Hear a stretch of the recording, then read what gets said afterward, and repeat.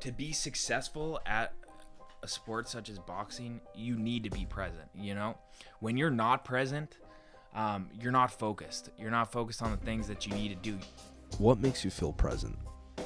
Boxing for me is something that has always made me feel present and in the moment. I always thought it was because I just didn't want to get hurt, so it forced me.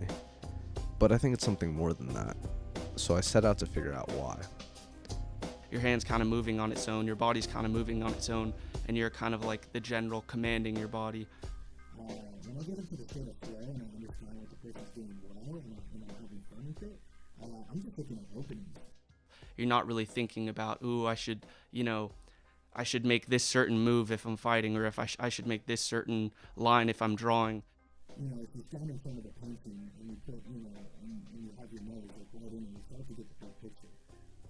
But if you're able to kind of step back for a second and look at what the canvas is showing you, you can kind of understand the whole of everything. So you might, being in the moment, and then for me, being in the moment is kind of being able to observe everything.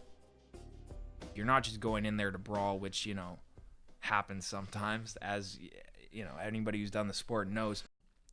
Everything is very present. Moments are happening, and you're not thinking about what just happened or what's about to happen. You're just thinking about what is happening and how you're doing it. And I think that that's actually really cool, and it makes me feel really present in a lot of the things that I do. But it's a sport that requires you to have that mental focus. You have a task at hand, and it needs to be completed. Time feels really weird when you're in those kinds of experiences, because to liken it to drawing or painting, which I actually think has a lot of similarities with fighting and boxing. When you see a master painter, somebody like that doing really in the zone and nothing else matters, and everyone kind of explains it like, yeah, everything else fades away, all this goes away, and it's just where you are. And that's true, but I think that if you look at their hand, they never stop moving. Nothing's ever static. You can't just go in there with no game plan. You have to stick to the plan and remember the fundamentals. And it's, simple stuff is just keeping your hands raised. To make sure that you remember that throughout the whole fight, like, you have to be present. You have to be mentally there the whole time.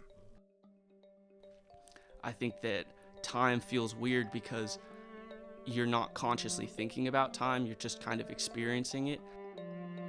But when you're in the zone and when you flow, it very much does seem like time slows down. It doesn't feel like you can predict their movements. It just feels like as they move, you move. You know what I mean? And I think that's why time kind of feels weird when you're really in the zone. Even writing, you're just typing. You're not thinking about the letters that you're typing. You're not thinking about the letters that are in the word or the words that are in the sentences. You're just writing. It's coming down. Like, there's a complete transmutation between like your creative process and what is manifested on the page, in the ring, or on the paper if you're drawing or painting.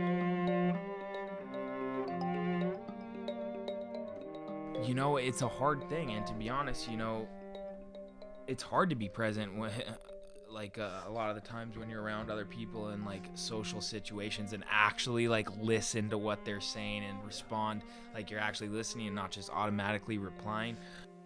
We're trying to like almost show everybody how connected we are, and like in that we're like putting so much thought into like, oh, this, that, the other thing, what are we gonna put on here, and we're not in the moment. People crave being present. It makes you feel really alive. But why do we fear boredom? I think it's just this idea of what to do that makes people scared. I think that there's also really deep questions that people might ask themselves when they're not busy with something that they don't normally get the chance to ask themselves. So, whatever familiar problems you may have, or whatever existential crises you may have, you don't get to need the time to worry about that if you're passing from one place to the next.